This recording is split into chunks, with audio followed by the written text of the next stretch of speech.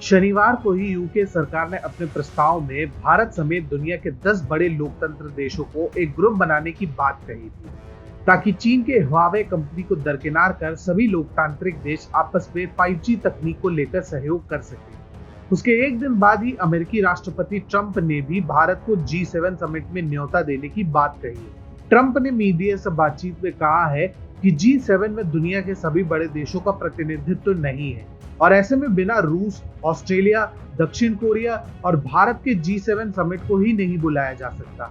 Trump ने यह भी कहा कि G7 आज की तारीख में काफी पुराना हो चुका है। ट्रंप के इस बयान से साफ हो चुका है कि आज भारत के बिना कोई भी अंतरराष्ट्रीय संगठन पूरा नहीं है और अगर विश्व को चीन को ठिकाने लगाना है तो दुनिया को भारत की आवश्यकता पड़ेगी ही। बता दें कि जून में ये समिट होने वाली थी और इस वर्ष अमेरिका ही G7 की अध्यक्षता कर रहा है।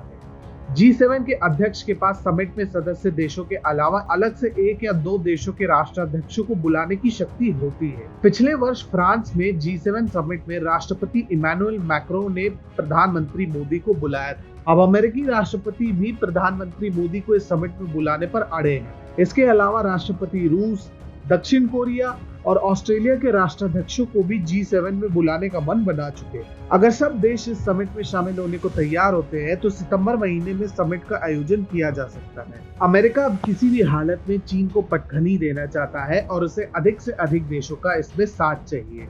हालांकि अमेरिका ऐसे G7 देशों के साथ मिलकर नहीं कर सकता है।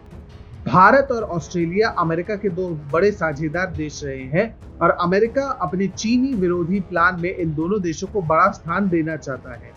अमेरिका ने अभी जिस समिट को रद्द किया है उस G7 समिट में हिस्सा लेने से जर्मनी की चांसलर एंजेला मर्केल ने पहले ही मना कर दिया था।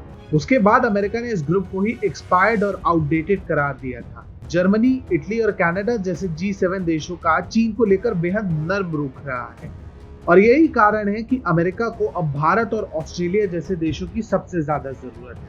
ये सभी देश चीन को वैश्विक सप्लाई चेन से बाहर करने का मन बना रहे हैं और ऐसे में अमेरिका और उसके साथियों को भारत की सबसे ज्यादा जरूरत है। हाल ही में अमेरिका ने चीन को मात देने की नई रणनीति बनाई है और वह है अपने साथियों के साथ मिलकर चीन को पटखनी देना। इसी कड़ी में आने वाले कुछ हफ्तों में भारत और अमेरिका एक मिनी ट्रेड डील साइन कर सकते हैं, जिसके जरिए दोनों देश चीन को सप्लाई चेन से बाहर करने का प्रयास करेंगे। भारत और अमेरिका साथ मिलकर अपनी अपनी अर्थव्यवस्थाओं को दोबारा खोलने का प्लान बना रहे हैं। अभी सैकड़ों अमेरिकी कंपनियां चीन को छोड़कर भारत में अपने कारखाने स्थापित करना चाहती हैं और अमेरिकी सरकार भी इसके पक्ष में है। पिछले कुछ हफ्तों में अमेरिकी विदेश सचिव और भारतीय विदेश मंत्री यानी माइक पॉम्पियो और सुब्रमण्यम जयशंकर के बीच करीब 4 बार फोन पर बात हो चुकी है। ये दर्शाता है कि चीन को घेरने के लिए अब अमेरिका न सिर्फ भारत के साथ मिलकर काम करना चाहता है, बल्कि अंतर्राष्ट्रीय संगठनों में भी भारत के सहयोग की अपेक्षा रखता है।